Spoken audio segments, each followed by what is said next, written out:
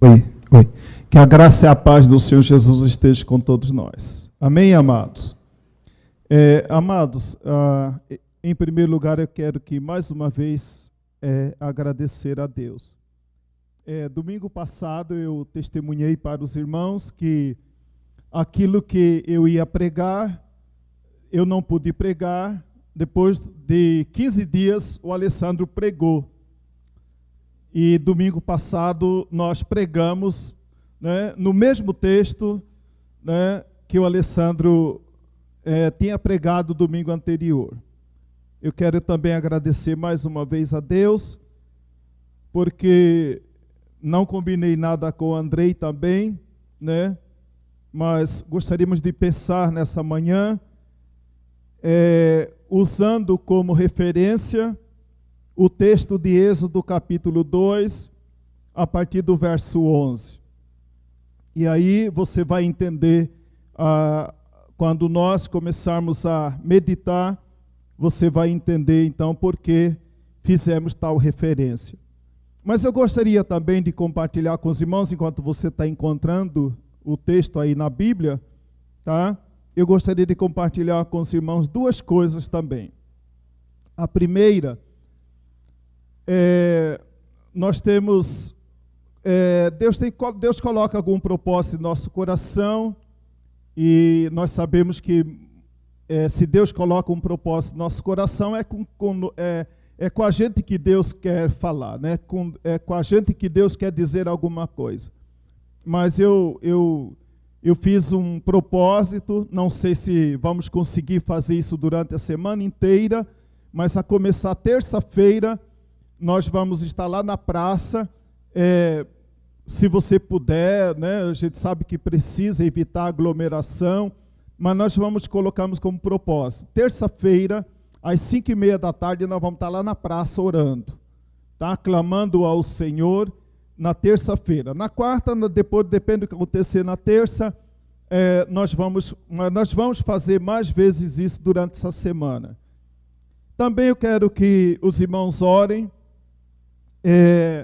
Desde quando, março do ano passado, melhor dizendo, né, quando começamos a viver essa realidade que nós estamos ainda vivendo, nós tivemos uma luta, uma inquietação muito grande a respeito do entendimento das nossas autoridades a respeito da igreja, que estava errado, e continua afirmando que muitos ainda estão errados, né? Lamentavelmente, um dos nossos ex-presidentes, né, disse que culpando as igrejas evangélicas das mortes que têm ocorrido. E os irmãos são prova de que realmente nós temos obedecido os protocolos, né? Mas a gente sabe quem gosta de Deus e quem não gosta, né? Quem é de Deus e quem é do contra, né? Então temos que orar. Mas, amado, o que eu quero voltar então ao nosso projeto.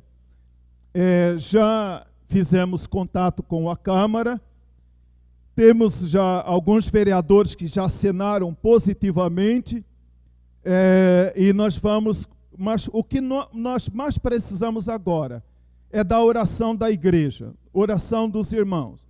Nós não sabemos, amados irmãos, aonde tudo isso vai dar, né? Onde tudo isso vai dar. Desde o início eu tenho falado aos irmãos, né, e eles queriam fechar a igreja até que equipasse os hospitais. Depois de um ano, agora vem novamente toda essa coisa contra as igrejas. Então nós já procuramos, pesquisamos, e já temos exemplo de várias cidades no Brasil, onde, através da Câmara, aprovaram uma lei incluindo a igreja nesse grupo de serviços essenciais.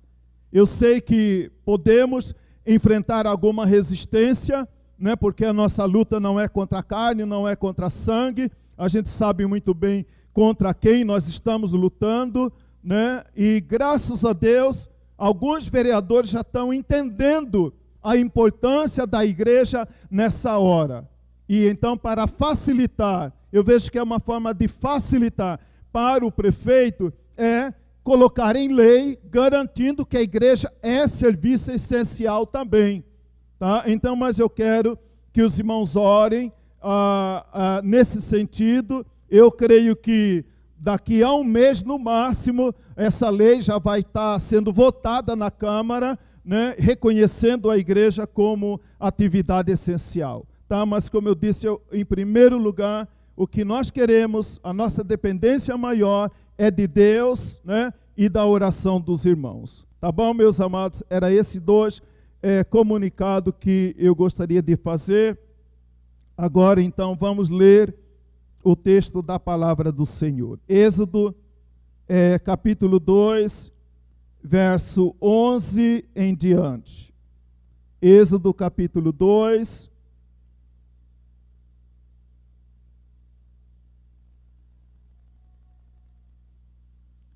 A partir do verso 11.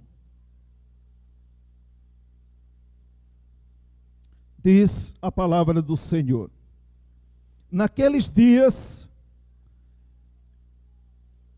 sendo Moisés já homem, saiu a seus irmãos e viu os seus labores penosos. E viu que certo egípcio espancava um hebreu, um do seu povo. Olhou de um e de outro lado, e vendo que não havia ali ninguém, matou o egípcio e o escondeu na areia. Saiu no dia seguinte, e eis que 2 homens hebreus estavam brigando, e disse ao culpado: por que espancais o teu próximo? O qual respondeu: quem te pôs por príncipe e juiz sobre nós? Pensas matar-me como mataste o egípcio? Temeu, pois, Moisés e disse: com certeza o descobriram. Informado desse caso, procurou Faraó matar a Moisés. Porém, Moisés fugiu da presença de Faraó e se deteve na terra de Midian e assentou-se junto a um poço.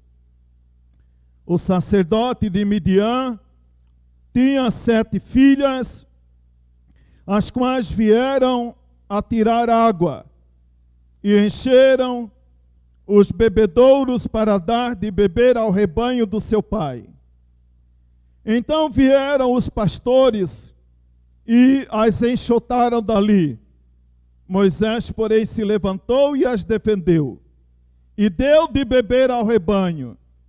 Tendo elas voltado a Reuel, seu pai, este lhe perguntou: por que vieste hoje mais cedo? Responderam elas: um egípcio nos livrou das mãos dos pastores, e ainda nos tirou água e deu de beber ao rebanho.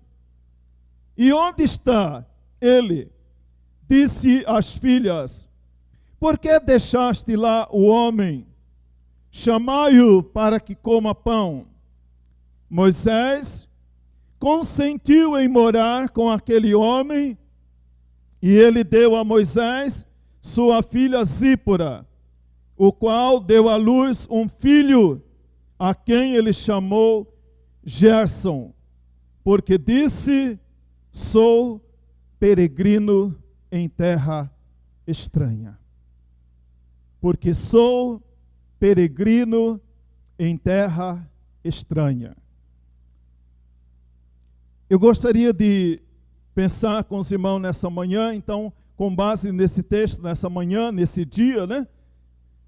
Porque alguns estarão nos acompanhando à tardezinha, no final do dia, mas eu gostaria de pensar com os amados irmãos nesse texto da palavra. E gostaria de pensar com os irmãos sobre as lições que o deserto nos ensina. as lições que o deserto nos ensina. Interessante, amado, que a Bíblia começa relatando esse novo tempo na vida de Moisés de uma forma que talvez na nossa linguagem, na nossa cultura, parece até ofensiva, né? Ele começa relatando que a Bíblia começa dizendo dessa maneira: sendo Moisés já homem, né? E uma das coisas que causa mal-estar para qualquer moço, né, ou homem, é desafiar ele e perguntar: quero ver se você é homem, né? E aí ele se sente ofendido, né? É quando alguém faz esse tipo de sugestão. Mas quando eu olho na palavra de Deus, quando a Bíblia afirma dessa maneira, não era o propósito de Deus provocar Moisés e desafiá-lo, né, para que ele reagisse como um homem.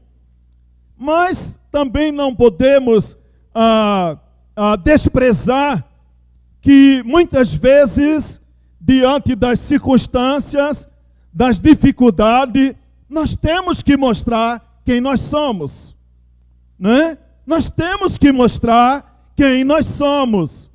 E naquele momento Moisés, ele precisava mostrar quem ele realmente era, né? Talvez ali um choque de realidade na vida dele, né? A Bíblia começa sendo já Moisés homem. Então parece que ele sempre nasceu macho, né? E ninguém nasce macho e vira fêmea, nem fêmea vira macho, né? A não ser as doutrinas do diabo. Mas diante da teologia de Deus, da Bíblia, homem nasce homem, mulher nasce mulher. Então ele sempre foi homem. Mas chega um momento na vida de Moisés que ele precisa tomar uma atitude, que ele precisa tomar uma posição para que ele diante de si mesmo, diante das circunstâncias, diante do propósito de Deus, ele precisava dizer: quem sou eu? E o que Deus tem para fazer em mim e através de mim? Então eu creio que por causa disso, a Bíblia diz que começa dessa maneira, referindo a Moisés, sendo já Moisés homem. Interessante que lá em 1 Reis, capítulo 2, verso de número 2, a Bíblia diz que Davi, quando ele preparava Salomão estava sendo preparado para assumir o trono de Israel. Certamente Davi, ele chama o seu filho Salomão para uma conversa a sós, para uma conversa particular, para uma conversa, podemos assim dizer também, de homem para homem. De homem para homem. E a palavra de Davi para Salomão naquela oportunidade, conforme registra 1 Reis, capítulo 2, verso de número 2, ele diz para Salomão várias coisas, mas eu quero destacar essa. Ele diz para Salomão: coragem, coragem, meu filho, coragem, meu filho, diante dos problemas, das lutas que você vai enfrentar. Coragem, meu filho, levanta a cabeça e não se dobre diante das dificuldades, obstáculos, problema e luta que você vai ter à medida quando você assumir o trono de Israel. E ele também completa essa palavra para o seu filho, dizendo: "Sê homem, meu filho. Meu filho, seja homem, porque se você não for homem, diante dos problemas, das lutas que você vai enfrentar, você vai desanimar, você vai desistir da fé, você vai sentir-se desencorajado, Você vai ficar abalado diante das notícias que você vai receber. Então você precisa de coragem. Você precisa ser homem para não se dobrar diante das dificuldades, diante das lutas. Eu sei, amado, que esse momento também, quando nós olhamos para tudo que está acontecendo ao nosso redor, nós precisamos ter coragem. Coragem para lutar, coragem para enfrentar a vida, coragem para dizer, né? Mas a nossa vida, amado, sempre foi um risco constante. Esse mundo nunca foi seguro para ninguém. Até pouco tempo a gente achava, né?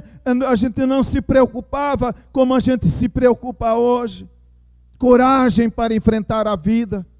Coragem quando as pessoas dizem, né? E você recebe mensagem pela manhã, ao meio-dia, ao entardecer, ao anoitecer, e normalmente notícias para te desanimar, notícia para te colocar para baixo, notícia para dizer, eu vou parar de planejar, eu vou parar de sonhar, eu vou parar com tudo na minha vida. Eu fico imaginando lá na nossa casa nesses dias, né?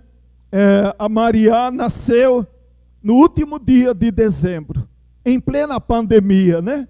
E aí a gente fica pensando, mas a Maria traz assim, trouxe para nós um renovo, né? Uma renovação de ânimo, de coragem, coragem para lutar.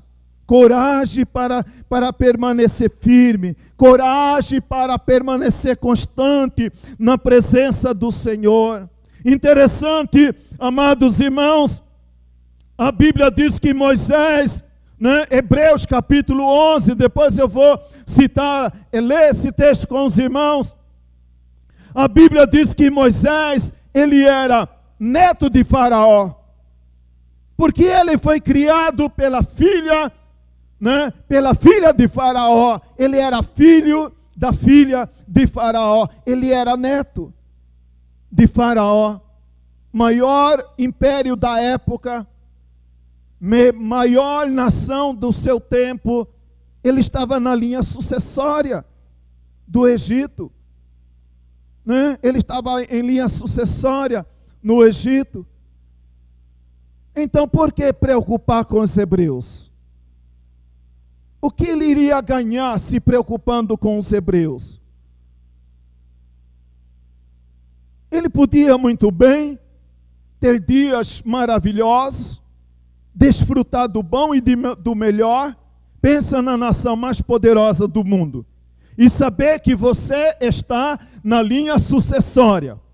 Que aquele rei, quando morrer, de repente, seja daqui a 10 anos ou 20 anos, você vai ser o príncipe, você vai ser o rei, você vai ser o presidente da nação mais poderosa do mundo. De repente, tudo muda na vida de Moisés, tudo muda na vida daquele homem. E então a Bíblia diz, amado, que no verso de número 11, a Bíblia continua a dizer a respeito de Moisés. A Bíblia diz, sendo ele já homem, a Bíblia diz que ele saiu. Ele saiu. Ele saiu da onde? Da onde Moisés saiu? Ele saiu da sua bolha. O reino do Egito é como se Moisés estivesse vivendo dentro de uma bolha. E ele estava lá, tudo ia bem na vida daquele homem.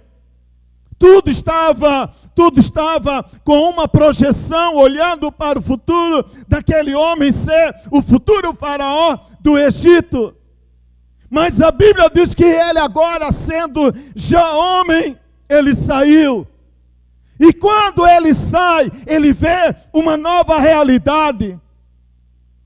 Ele vê uma nova situação. Eu sei, amados irmãos, é uma luta para mim, é uma luta para você, é uma luta para todos nós. Mas nós não podemos ficar isolados e criar para nós mesmos uma bolha e viver alienado do que está acontecendo na terra, do que está acontecendo no mundo, do que está acontecendo aí ao lado da sua vizinha, do seu parente, do seu amigo, do seu colega de trabalho. Nós nos preocupamos com o nosso bem-estar, nós preocupamos com a nossa saúde, mas não posso criar uma bolha, entrar nela, me isolar e dizer, quanto mais eu me isolar, então eu vou estar mais protegido, eu vou estar mais guardado, até esperar esse mal passar, até esperar essa situação mudar, e quando ela mudar, eu vou voltar às minhas rotinas normais, eu vou voltar às minhas atividades normais. Quando esse vento passar, essa tempestade passar, eu vou voltar a estudar, eu vou voltar a trabalhar, eu vou voltar a sonhar, eu vou voltar a criar projeto, mas agora eu vou parar tudo. Ele poderia estar tomando essa atitude, dizendo, por que me preocupar com os hebreus? Isso aí não é problema meu, isso aí é problema do governo, é do prefeito, o problema não é meu. Eu tenho meus próprios problemas, eu tenho as minhas próprias lutas. Não, amado. A Bíblia diz que Moisés, sendo já homem, saiu. E aquele fato de sair da sua bolha, Deus começou a mostrar para ele uma nova realidade. Ele começou a ver uma nova realidade. Muitas vezes, amado, eu tenho falado muito isso. Quando a gente se fecha por muito tempo em torno dos nossos próprios problemas, em torno da nossa própria necessidade, a gente vai enxergando menos o que está acontecendo ao nosso redor. Porque eu tenho que preocupar comigo, porque eu tenho que preocupar com a minha saúde, porque eu tenho que preocupar com a minha vida, porque eu tenho que preocupar com o meu salário, porque eu tenho que preocupar com a vida dos meus filhos, porque eu tenho que me preocupar com as contas que vão chegar no final do mês. Moisés, ele estava ali, bem estabilizado, ele tinha um futuro já garantido. Quer ver um homem que tinha um futuro garantido? Era esse homem. Não precisava preocupar com o futuro, porque ele tinha do bom e do melhor. Ele tinha liberdade, ele era príncipe ali no reino do Egito. Mas ele sabia, Egito não é o meu lugar. Então, amado, o que nós precisamos entender que aqui não é o meu lugar. Esse mundo não é o meu lugar. Quando eu fico pensando, amados irmãos, eu até um tempo para cá nem chamo mais de teologia da prosperidade, Eu tenho preferido chamar de ideologia da prosperidade. Aquele negócio da teologia ou ideologia da prosperidade, E levar a pessoa sempre a pensar, que invista no reino, dê dinheiro ao reino, e tudo a pretexto do reino, e não sei o que mais, enriquecendo as franquias evangélicas que se espalham pelo Brasil, enriquecendo algumas pessoas, prometendo, levando as pessoas à ilusão de que o que Deus tem o melhor, você tem que comer o melhor dessa terra. Deus tem o melhor para mim aqui nessa terra, mas o melhor de Deus para mim, para a sua vida, não está aqui. Não está aqui. É uma mentira do diabo levar muitas pessoas a dizer, o melhor de Deus está aqui. Não está aqui, amado. Deus quer nos dar o melhor, mas o melhor de Deus ainda está por vir. O melhor de Deus ainda está por vir. E Moisés sabia disso. E isso motivou aquele homem a abrir mão do seu conforto do Egito, abrir mão da sua posição social em favor de uma nova realidade que Deus começa a mostrar para aquele homem. A Bíblia diz, Jesus, lá em João 17, verso de número 1, talvez os discípulos preocupados, como sempre demonstravam preocupação por Jesus, eu também agradeço muito a Deus a oração dos irmãos, a preocupação dos irmãos. Eu entendo muito bem, recebo cada preocupação com muito carinho. Mas eu sei, amado, que nós temos um papel a desempenhar. Nós temos um projeto, nós temos um alvo para alcançar. E aí, certamente os discípulos preocupados com Jesus, João 17, 1, Jesus como se fosse para acalmar o coração daqueles homens ansiosos, que não estavam entendendo muito bem o que estava acontecendo, Jesus diz para eles, é chegada a minha hora. É chegada a minha hora. Antes mesmo de eu nascer na eternidade, eu já sabia o que ia acontecer. E o que profetizaram os profetas, está para acontecer. Não posso fugir do propósito de Deus. Não posso fugir daquilo que Deus tem para a minha vida. É chegada a minha hora. É chegada a minha hora. Em contrapartida, em 1 Samuel, capítulo 10, verso 21 e verso de número 22. A Bíblia diz que Israel estava procurando o homem que Deus tinha indicado para ser rei em Israel. E começaram a procurar esse homem. Interessante, eles começaram a procurar esse homem para ungir. E aí a Bíblia diz que certamente procuraram para lá, procuraram para cá, levaram tempo procurando esse homem. Aí, 1 Samuel, capítulo 10, verso 21 e o verso 22. Resumindo, a Bíblia diz, quando o procuraram, não o encontraram, porque ele estava escondido entre as bagagens. Está falando de Saul. Ele estava escondido. Procuraram ele, estava escondido. E onde está Saul? Deus escolheu Saul para ser rei, para governar. Agora imagina um líder desse, Que os liderados estão procurando o líder. Onde está o líder? O líder sumiu.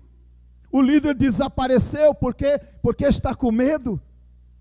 Porque está assustado. Porque está amedrontado.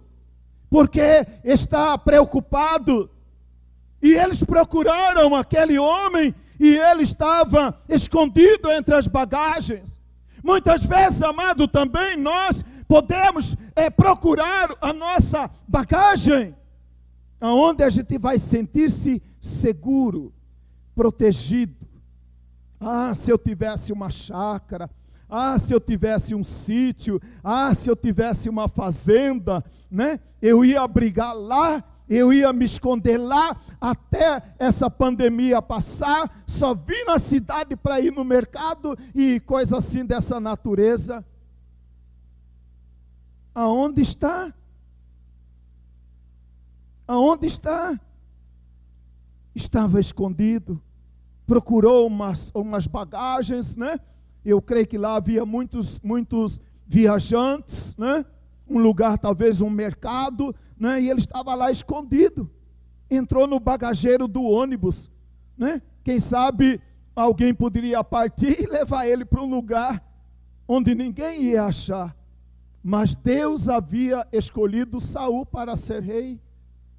Nós fomos escolhidos pelo Senhor para este tempo. E Deus tem um propósito na vida de cada um de nós. Porque muitas vezes nós queremos uma bagagem também para esconder.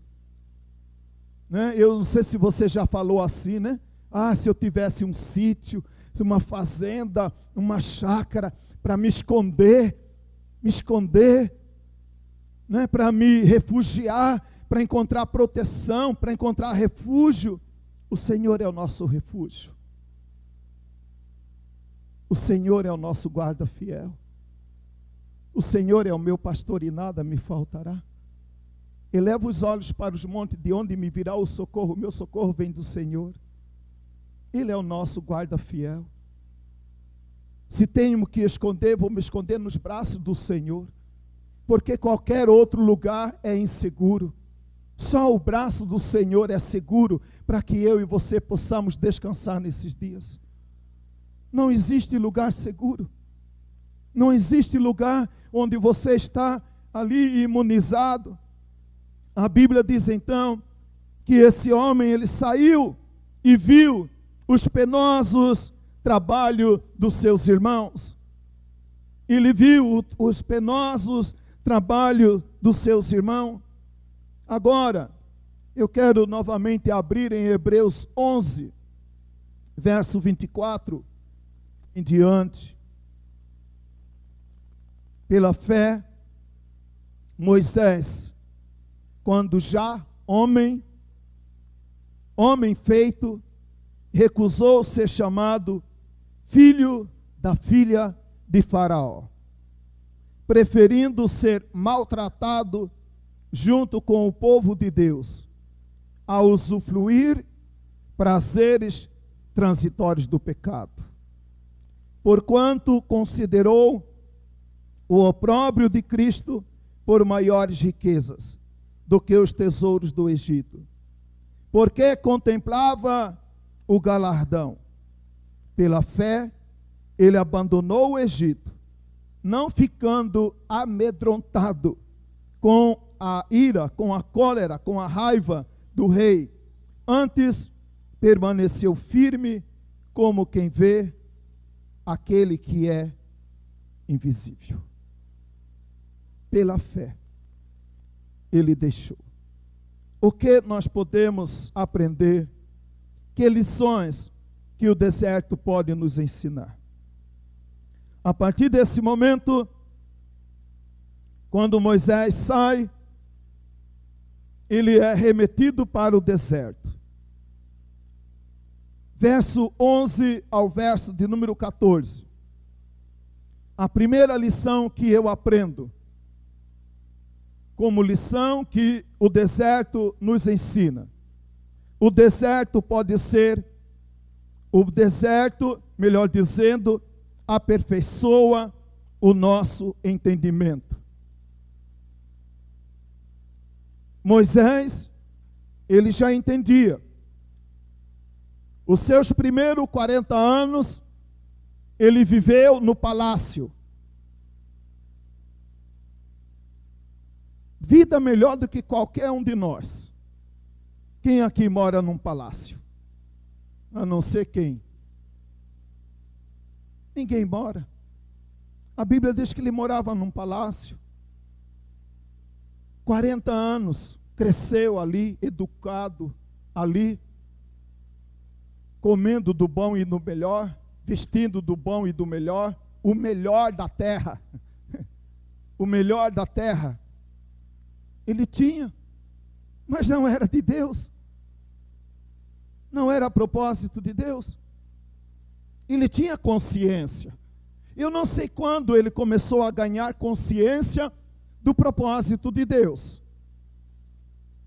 Mas a primeira lição que o deserto nos ensina é que ele aperfeiçoa o nosso entendimento.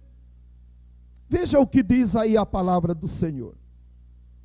Moisés, vendo que um egípcio espancava um hebreu, o que Moisés fez? Matou o egípcio.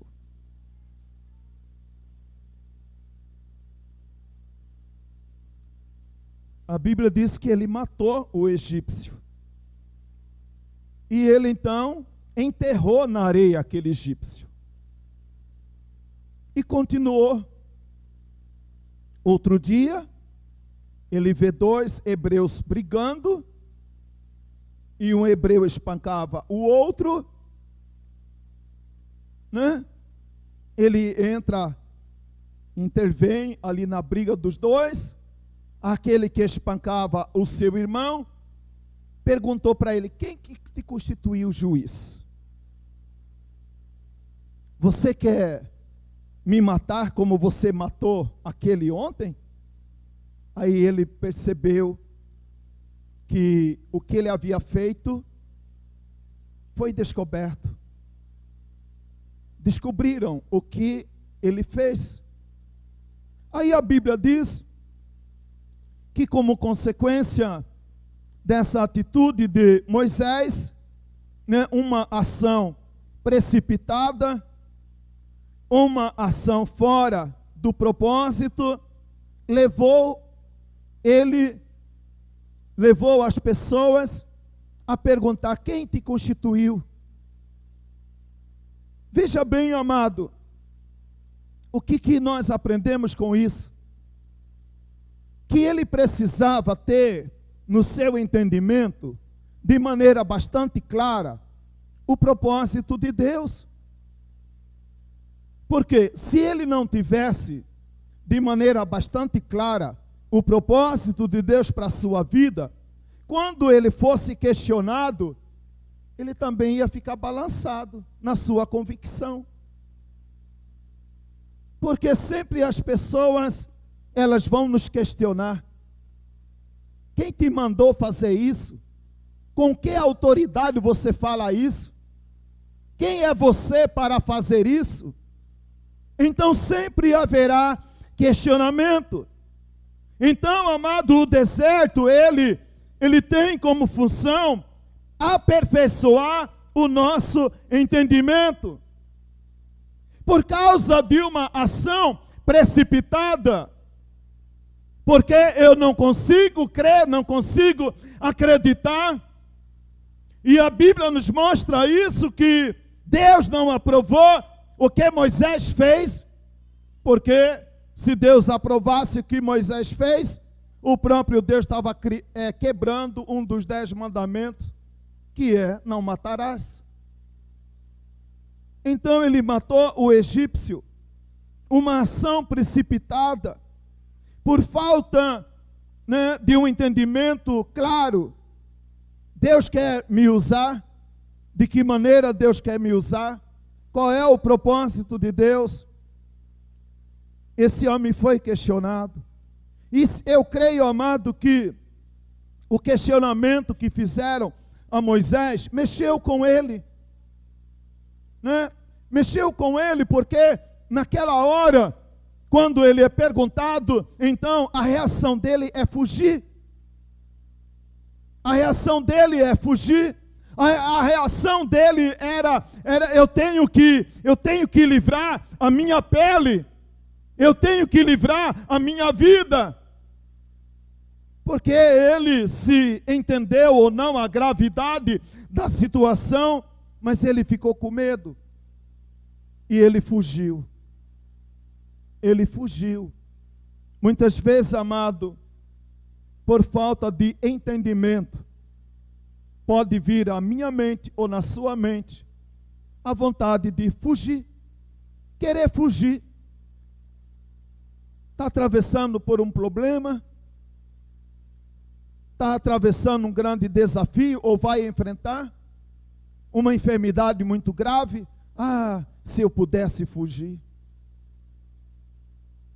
Mas aonde Moisés fosse, o fantasma daquele assassinato ia persegui-lo. Alguma coisa na vida é assim também, na minha e na sua. Não adianta querer fugir. Aconteceu o problema, eu tenho que enfrentar o problema. Não adianta, se eu tivesse um sítio, uma fazenda, uma chácara para fugir. Não adianta, o problema é real. Nós temos que enfrentar o problema. Agora precisamos pedir da parte do Senhor entendimento para enfrentar o problema, porque qualquer ação precipitada vai gerar um transtorno maior, quem sabe, na nossa própria vida. Moisés e Pedro poderiam estar mortos. Pedro, no ato ali da crucificação de Jesus, e ele tinha um entendimento errado do que estava acontecendo. A Bíblia diz que ele pega a sua espada e decepa a orelha de um dos soldados. Amado, havia muitos soldados ali. Pedro, ele não pensou nas consequências de uma decisão precipitada. Ele arranca da sua espada ali, num desejo, de proteger Jesus, de livrar Jesus, de guardar o nome de Jesus. Ele arranca pedaço da orelha. Amado, com aquele ato, Pedro estava decretando a sua morte. Mas graças a Deus que Jesus estava ali.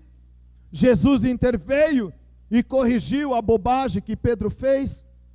O Senhor também age na vida de Moisés e corrige a bobagem que Moisés fez, de matar aquele egípcio, de matar aquele homem. A Bíblia diz também, e o que eu aprendo também, amado, de tudo isso, é que projetos, vidas podem morrer quando eu não tenho o entendimento correto do propósito de Deus. Eu não tenho, amado, nenhum problema em afirmar isso. Lamentavelmente, amado, nós choramos. Eu estava comentando hoje pela manhã com a irmã Dazinha, até falei para ela, bem, eu sei que não é a palavra melhor, mas aí pela manhã, antes de vir me preparar para o culto, aí eu abri o grupo, Magro, lá do Intercessão Constante. Aí quando eu abri, já vi lá, comunicamos o falecimento do Assunção. Então a gente está vivendo isso nesses dias. Mas lamentavelmente, amados, os nossos governantes nunca pararam para se preocupar com a saúde pública. Nunca se preocuparam. Quando as pessoas me questionam a respeito disso, falam, amado, eu sei o que eu vivi final de 2016, início de 2017, com aquela angústia de necessidade de operar, de fazer a cirurgia do coração, que dias terríveis que eu vivi, nós vivemos, melhor dizendo, de dizer, meu Deus, aquele hospital HGU, um depósito de ser humano. Uma vez quando a irmã Jaque, o Tiago, vivendo essa situação do pai, do irmão Tiago, eu falei, Tiago, eu consegui uma internação para o meu pai, conseguiu garantia de data de cirurgia? Não aceita internar seu pai sem data marcada de cirurgia, senão eles vão jogar o seu pai lá e vai ficar lá e você vai achar que estão resolvendo e vai estar lá no meio de um depósito de pessoas. Nunca se preocuparam, amados. Agora fica essa campanha de fica em casa, fica em casa, fica em casa. Quem que vai pagar a minha conta?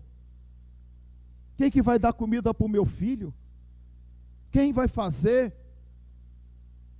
Fica em casa porque nós vamos aparelhar os hospitais. Depois de um ano, o hospital continua da mesma maneira. Fica em casa até você perder o emprego. Fica em casa até a sua empresa falir. Fica em casa, Lau.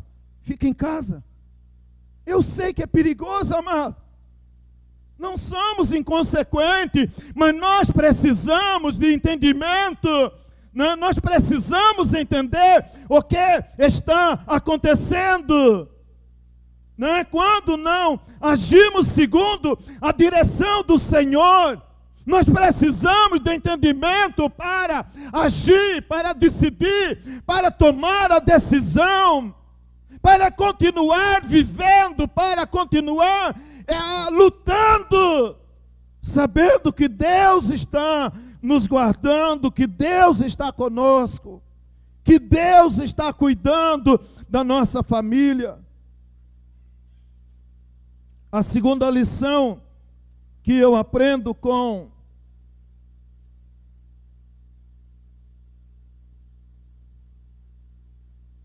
o deserto é que o deserto, amado, pode ser o melhor remédio. Desde quando criança, é a primeira vez que eu vejo de governador ao homem do campo, todos igualados. Todos igualados. O deserto pode ser o melhor remédio. Deus nos levou para o deserto, e não levou só pobre, só branco, só pequenos, levou tudo. Aí dentro daquele grupo, eu faço parte do grupo chamado Guardião de Vidas, lá de Cuiabá, que é de um grupo de funcionários, servidores da saúde pública no estado. Também abri pela manhã, no grupo também. Faleceu ontem, à tardezinha, não sei a hora certa, o deputado estadual deu o nome lá. O deserto pode ser o melhor remédio. E agora foi todo mundo para o deserto. Governador, deputado, senador, empresário, industriário, homem do campo, homem da cidade. O negro, o branco, o pardo, todos. Deus tem um propósito, Deus quer falar alguma coisa. E nós precisamos entender, quem tem ouvidos para ouvir, ouça o que o Espírito do Senhor diz. Ele quer nos chamar a atenção. E nós precisamos entender, e muitas vezes, amado, o deserto é o melhor lugar para a gente parar para ouvir Deus. E aí, Moisés fugiu da presença de Faraó e se deteve na terra de Midian, assentou-se junto a um poço. Assentou-se junto ao poço. Você perguntaria, porque ele estava cansado, porque ele estava com sede, porque ele não tinha rumo e foi parar lá na cidade, lá na terra de Midian por coincidência. Saiu sem rumo, saiu sem direção. Quem mandou ele ir para Midian? A Bíblia não diz que ele foi para Midian, porque o Senhor o orientou para ir para Midian. Eu creio que ele saiu como um peregrino, sem rumo, sem direção, e ele foi parar nas terras de Midian. Mas diante do propósito de Deus não existe consciência. Diante do propósito de Deus existe cristocidência. Cristo está no controle de todas as coisas. Cristo está no centro de todas as coisas. Aquele homem vai parar em Midian. Agora veja bem, lá nesse texto você viu, quando a Bíblia fala que ele foi parar na casa de Reuel. E a Bíblia diz que Reuel, ele era sacerdote. Mesmo quando nós parece que estamos totalmente perdidos, mas não podemos fugir da presença do Senhor. Ele foi parar na casa de um sacerdote. Agora, esse homem, chamado Moisés, ele tinha o conhecimento de história, de geografia, de economia, de guerra. Agora, ele é levado para a casa de um sacerdote. E lá, ele começa, então, a aprender a temer ao Senhor. Ele aprende o beabá da vida cristã. Ele aprende, Deus começa a trabalhar no entendimento dele, né? Abrir a mente dele. O deserto pode ser o melhor remédio. Se Moisés continuasse no Egito, ele nunca poderia ser o Moisés que ele foi. Deus queria melhorar o entendimento de Moisés, mas no Egito, no conforto, na riqueza, no bem bom, Deus não ia conseguir. Então Deus precisava levar esse homem para o deserto. E foi lá no deserto, desamparado, cansado, cheio de incerteza, foi que o Senhor falou com ele. E ele compreendeu o propósito de Deus para a sua vida. No deserto. O deserto pode ser o melhor remédio. Mas o deserto também pode ser perigoso na nossa vida. Se nós não tivermos um entendimento por que nós estamos nesse deserto. Elias entrou no deserto. 1 Reis 19, verso de número 4. A Bíblia diz que Elias entrou no deserto para desistir.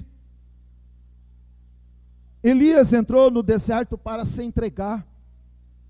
Veja a declaração que Elias faz em 1 Reis 19, verso 4. Ele entrou no deserto, a Bíblia diz que ele pediu para si a morte, e ele disse para o Senhor, basta. Em outras palavras, ele estava dizendo, basta, eu não sou melhor do que ninguém. Aí na Bíblia está dizendo, meus pais. Ele está dizendo, eu não sou melhor do que meus pais. Eu não sou melhor do que ninguém.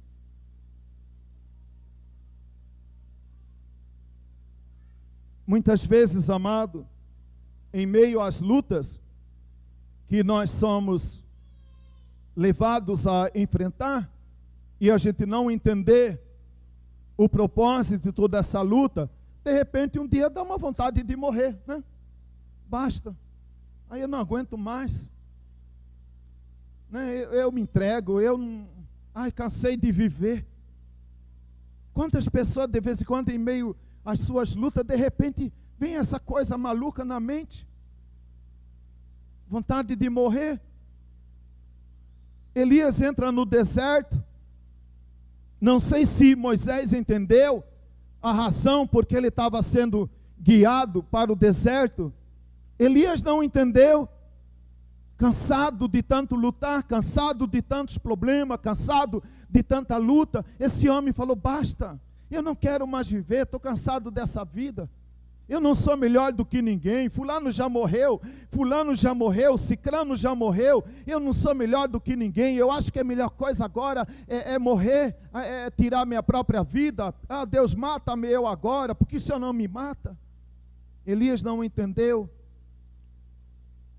A Bíblia diz também, amado, não é que a Bíblia diz, eu aprendo com a Bíblia, melhor dizendo, Mateus capítulo 4, Jesus entrou no deserto, e ele sabia que ele estava entrando no deserto, porque ele precisava ouvir ao Senhor e ser fortalecido. Veja quando Jesus sai do deserto, a partir de Mateus capítulo 4, Jesus entra no deserto. Veja o que acontece a partir daquela hora, quando Jesus sai do deserto. Depois de ouvir Deus, depois de ser fortalecido, ele saiu mais forte do que antes. Ele saiu preparado. Moisés saiu preparado do deserto. Moisés entendeu. Lá no deserto ele entendeu. Muitas vezes, amado, estávamos muito rodeados por barulho, rodeado por ativismo, rodeado por trabalho, rodeado por isso, rodeado por aquilo, e a gente dizia, eu não tenho tempo, e hoje você tem tempo, e não sabe o que fazer com o tempo que você tem. O que vou fazer com esse tempo? Não posso sair, não posso trabalhar, não posso estudar, não posso ir para a escola, não posso, não vá. Né? Antes a gente reclamava e vivia afobado, atarefado, angustiado, estressado, e sempre não tenho tempo. Agora você tem tempo e não sabe o que fazer com o tempo que tem. A mesma angústia, a mesma situação. Paulo, conforme Gálatas 1,17, depois que Paulo, ele já tinha o preparo teológico, ele já tinha o conhecimento da cultura judaica. Paulo era um homem que estava projetado também para ser um senador em Israel. Paulo já era um mestre no conhecimento da religião, da cultura, da história do seu povo. E agora Paulo, então, tem um encontro com o Senhor. Gálatas 1:17, a Bíblia diz que Paulo, por um tempo, ele foi mandado para o deserto. Porque a obra que Deus tinha para realizar em Paulo e através do Paulo, ele só podia ser preparado para um novo tempo, depois que passasse pela experiência do deserto. E ele vai, Gálatas 1:17, a Bíblia diz que ele foi para a região da Arábia. Ele foi para os desertos da Arábia. Deus mandou Paulo para o deserto da Arábia. Lá no deserto da Arábia, ele encontra a resposta, o propósito de Deus para a sua vida. Porque ele sai do deserto convicto que Deus me chamou para ser missionário aos gentios. Por isso ele não vai para Jerusalém, porque ele já tinha ouvido muito em Jerusalém. Agora lá no deserto, ele pôde ouvir o Senhor. E aí ele sai do deserto preparado. Aí Paulo começa a fazer as suas viagens missionárias, porque ele entendeu, no deserto, Deus me chama para ser missionário ao gentio. Deus não me chama para ser senador, para ser famoso, para ser rico. Eu sei do propósito de Deus para a minha vida. Como é bom, amado, viver debaixo do propósito de Deus. Como é bom viver sabendo que minha vida está na mão de Deus, que minha família está na mão de Deus, que meu sustento está na mão de Deus, não está na mão da Todimo, não está na mão, está na mão do Senhor. Está na mão do Senhor. Não estão pregando nada contra a empresa, viu? Né? Você está entendendo? Ele sai do deserto ciente. Moisés, não sei qual é a consciência que Moisés tem quando ele entra no deserto, mas eu sei a consciência que ele tem depois que ele sai do deserto. Êxodo 19, né? Lá em Êxodo 19, Moisés está lá agora, recebendo a palavra do Senhor, para conduzir o povo de Israel, depois da experiência do deserto. Então, amado, o deserto aperfeiçoa o nosso entendimento. O deserto pode ser o melhor remédio para nós. E a terceira lição que eu tiro do deserto é: depois do deserto, nunca mais seremos o mesmo. Eu creio, amado. Se Jesus não vier me buscar nesses dias, depois que tudo passar, depois do deserto, nunca somos mais os mesmos. E é no deserto que Deus muitas vezes nos leva para nos ensinar. Veja bem, aí entra, e que eu agradeci lá no início, que não combinei nada com o Andrei. Porque mais uma vez, Andrei, eu posso dizer com toda a paz no meu coração, eu não combinei nada com você, mas o Senhor combinou com nós dois. Veja bem, amado. Verso de número 22. A Bíblia diz que Moisés, esposa de Moisés, claro, né? Zípora, Moisés, ele teve um filho, a quem ele chamou Gerson. O que significa Gerson? O que significa Gerson? Coloca aí para mim, irmão. Dá para colocar. Eu quero que os irmãos, ou você abra aí na sua Bíblia. É Êxodo 2, 22. O que significa Gerson? Eu sou peregrino em terra estranha. ele compreendeu. Eu sou peregrino em terra estranha. Ele viveu, ele nasceu em berço judaico, até os 40 anos, criado no Egito. Dos 40 até 80, ele viveu em Midian. Do 80 em diante, ele viveu no deserto. Mas, seja no meio dos judeus, seja no esplendor do Egito, seja no deserto de Midian, ou seja, caminhando em direção à terra prometida, ele podia dizer: entre os judeus não é o meu lugar, o Egito não é o meu lugar, Midian não é o meu lugar, essa terra que nós vamos possuir por herança não é o meu lugar, porque eu sou um peregrino em terra estranha. Eu e você, meus amados. Se esse mundo não te entendeu, se esse mundo não te entende, não fique assustado, porque isso é de Deus, porque você é um ser estranho nesse mundo. Crente é um trem estranho nesse mundo, porque aqui não é o meu lugar. Antigamente a gente cantava nas igrejas, na época do Davi, né? Quando essa terra for pegar fogo, me diga onde você vai passar. Eu vou com Jesus, eu vou com Jesus, eu vou com Jesus morar.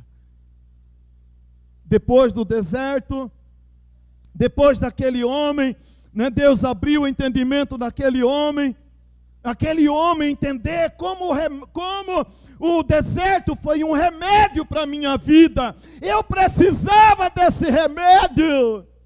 Muitas vezes, amado, Deus pode dar a você um remédio e você vai dizer: esse remédio está amargo, como a gente reclama quando criança, né?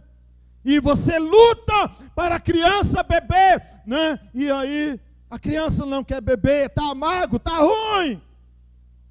Deus precisa muitas vezes nos levar para o deserto e aí a gente não vai entender. Mas o deserto pode ser o melhor remédio. E depois do deserto nós nunca mais seremos o mesmo. Evangelho de João, capítulo 18, verso de número 36.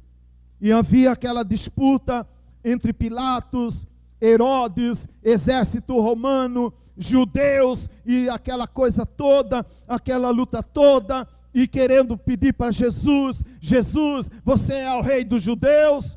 Jesus, quem é você? Jesus, o que você veio fazer? Jesus, você realmente sonha em ser coroado rei em Jerusalém? Jesus dizia então para aqueles homens: o meu reino não é desse mundo. Como diz também a canção antiga: o meu reino não é deste mundo eu não sou. Eu sou um forasteiro. Eu sou um peregrino em terra estranha. O meu destino, o seu destino não é aqui. Um dia nós vamos partir, meu amado. E nós vamos partir, tem dois destinos apenas: ou a salvação eterna com Cristo Jesus, ou a perdição eterna junto com Satanás e seus demônios. Não tem purgatório não, amado. É céu e inferno. Não tem outro lugar. Não tem outra oportunidade. Hoje é o tempo, hoje é o dia de fazer propósito com Deus, de fazer aliança com Deus, de confessar Jesus como Senhor e Salvador da sua vida. Amanhã pode ser muito tarde. Hoje Cristo quer te libertar. Hoje é o dia. O meu reino não é desse mundo. Moisés, né, uma hora, né, veja bem, amado, a crise de identidade que Moisés podia ter. 40 anos no Egito, 40 anos em Midian, 40 anos no deserto. Aí ele poderia perguntar, né? Eu sou judeu? Eu sou egípcio? Ou eu sou midianita? Mas ele sabia, eu sou uma pessoa estranha. O meu reino não é desse mundo. Esse aqui não é o meu lugar. Jesus disse, João 14, verso de 1 a 3, não se turbe o vosso coração, creia em Deus, creia também no Senhor Jesus. E ele diz, na casa de meu pai há muitas moradas. E ele diz, eu voltarei e vos recebereis para mim mesmo, para que onde eu estou, estejais vós também. Jesus virá em breve para nos buscar. Hebreus capítulo 11, 13, que foi um dos versos que o nosso irmão leu na devocional. Todos estes morreram na fé, morreram servindo ao Senhor, sem ter obtido as promessas, vendo-as, porém, de longe, saudando-as e confessando que eram estrangeiros e peregrinos sobre a terra, e que eles aspiravam uma pátria superior, isto é, a celestial. Deus lhes preparou uma cidade. Deus nos preparou uma nova cidade, que não é em Mato Grosso, que não é em Rondônia ou no Paraná. Deus nos preparou um lar celestial, onde dia eu e você vamos descansar de toda pandemia, de toda insegurança. Lá não haverá mais morte, lá não haverá mais dor.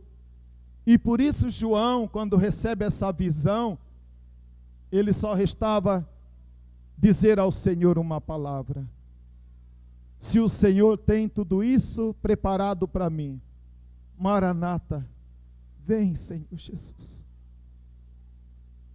Maranata, eu quero ir. Eu quero ir. Se um dia você sentir vontade de morrer, que você sinta vontade de morrer em Cristo. Que você sinta vontade de morrer porque você quer ir para o céu. Não sinta vontade de morrer se você não tem certeza de vida eterna. Quando nós queremos morrer, mas porque a gente confia, a gente crê que o melhor de Deus está por vir, nós podemos descansar em paz, seja hoje ou amanhã, ou daqui não sei quando. Por isso Pedro também, em 1 Pedro 2,11, ele escreve dizendo, dentre outras coisas, ele diz: amados, exorto que vos abstenhais. Amados, eu vos exorto que vos abstenhais dessas coisas que aqui do mundo, porque somos peregrinos e forasteiros. 1 Pedro 2,11. Abstenhar, se abster de toda a bagagem, de toda a preocupação. E para concluir, eu quero concluir com o Salmo de número 137, quando a Bíblia diz que Israel, mais uma vez, longe de Jerusalém, e eles estavam lá, como relata a Bíblia, sentados à margem dos rios da Babilônia. A Bíblia diz que eles assentavam e choravam, lembrando de Sião. Que Deus nos ajude e que Deus nos abençoe, para que nós nunca esqueçamos de que aqui não é o meu lugar, Sião é o meu lugar. E quando a gente parar para chorar, para meditar, para refletir, seja pensando: um dia eu vou estar em Sião. um dia eu vou estar com Cristo, descansando de todo o mal que essa vida me apresenta. Louvado seja o nome do Senhor. Louvado seja o nome do Senhor. Se pandemia acabar ou não acabar, nós vivemos um mundo de incerteza, amados. Muitas pessoas estão dizendo, eu não falo isso para te assustar, amados. Quando vier a vacina, tome. Né? Se você tem dúvida, ore. Mas faça o que você tem que fazer. Né? Porque muitas vezes a gente é teimoso, cabeçudo, né? Ah, por que você não vai fazer? Ah, porque eu não quero. Inclusive até ouvi isso de uma pessoa muito perto de nós, né? Ah, vai mandar um termo dizendo que a senhora não quer vacinar. Pode mandar até mais. Meu Deus, que falta de sabedoria, né? Mas agora vem, amado. A pessoa falava assim, vai tomar vacina que tudo vai estar seguro. Aí daqui a um pouco, agora está surgindo a cepa, né? É cepa do Brasil, cepa da Inglaterra, cepa, está cepando nós de tudo quanto é jeito. Né? Aí você vai falar assim, a vacina é bom para o vírus original ou para o vírus modificado? A mesma ação de um é o mesmo efeito para a ação do outro? Dúvidas, incertezas, que nem ninguém tem a resposta para dar. Ninguém. Porque há momentos, amado, que só o Senhor tem a resposta certa. Que Deus possa nos abençoar. Que o Espírito Santo do Senhor possa completar esta palavra no seu coração.